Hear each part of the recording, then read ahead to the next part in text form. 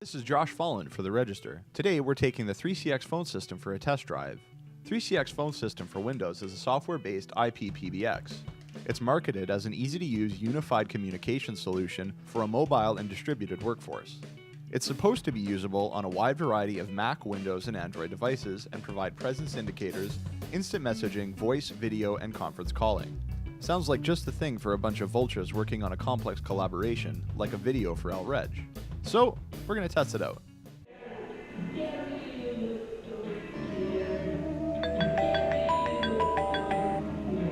Hey, it's Josh. Hey, I'll pass you to him.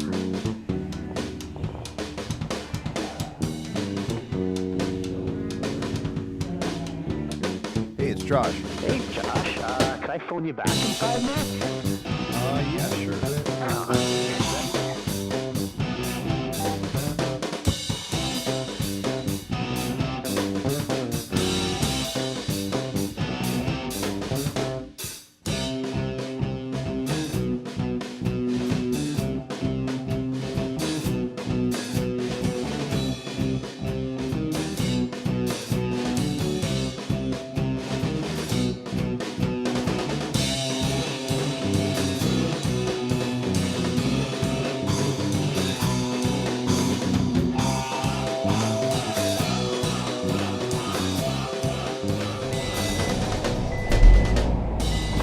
Well, I guess it looks like I have to go pick up Josh.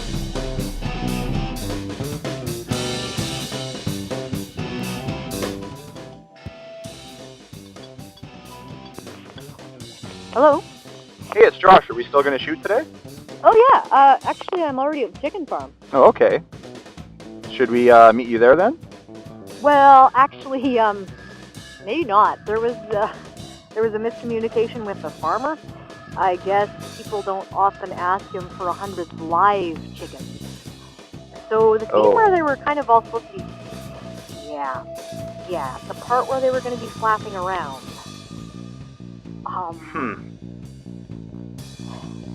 Maybe you could animate it.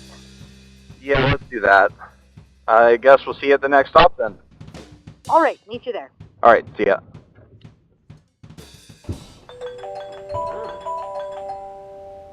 Hey. No, Danny here. Hey, it's Josh. How's it going? That's pretty good. That's a good thing. This is Trevor. I heard the magical things about music and sounds. It's both of you at once. Right on. Yeah, no, I was just working on some track for phone video. That's sort of a Dead Teddy sort of ambiance thing going on. All right. Well, you want to give us a playthrough? Sure, I'll give you a sound bite and see how it comes through. Here you go. Ha! No. Yeah.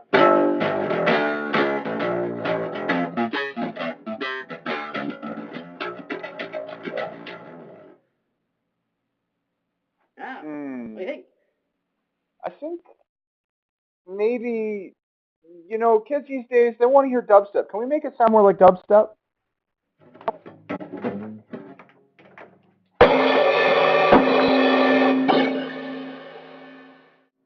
Actually, did kind of sound like dubstep. That's...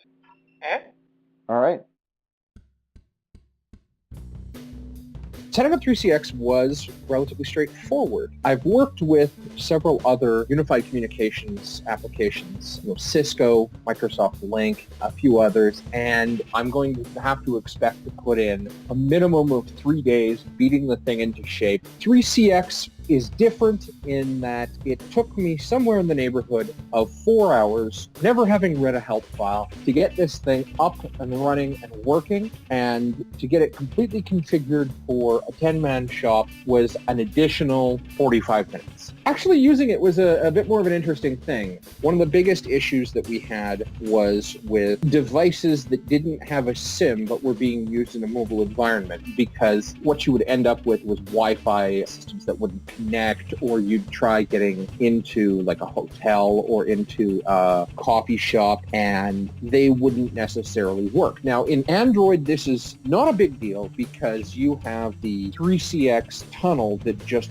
works, and it is auto-launched by the application, and that will pretty much find its way through anything. On any of our phones where we happen to have a SIM, a mobile plan, then yeah, we had absolutely no problem getting this stuff up. It's really interesting. The second day of shooting, putting this all together, once we had the initial faffing about and getting everything set up, we went out to go shoot, and we just basically rolled out of bed, picked the phones up, and went, and it just worked. It was really nice, actually.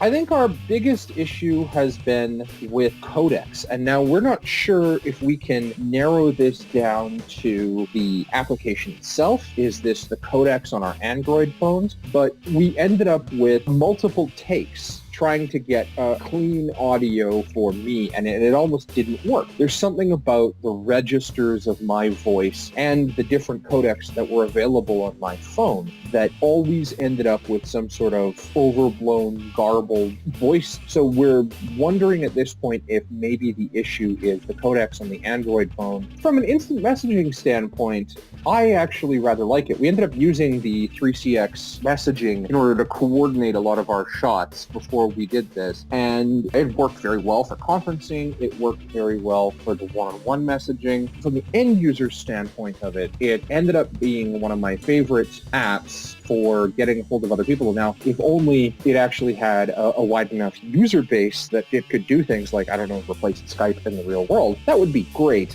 But sadly, it's kind of just limited to your office mates.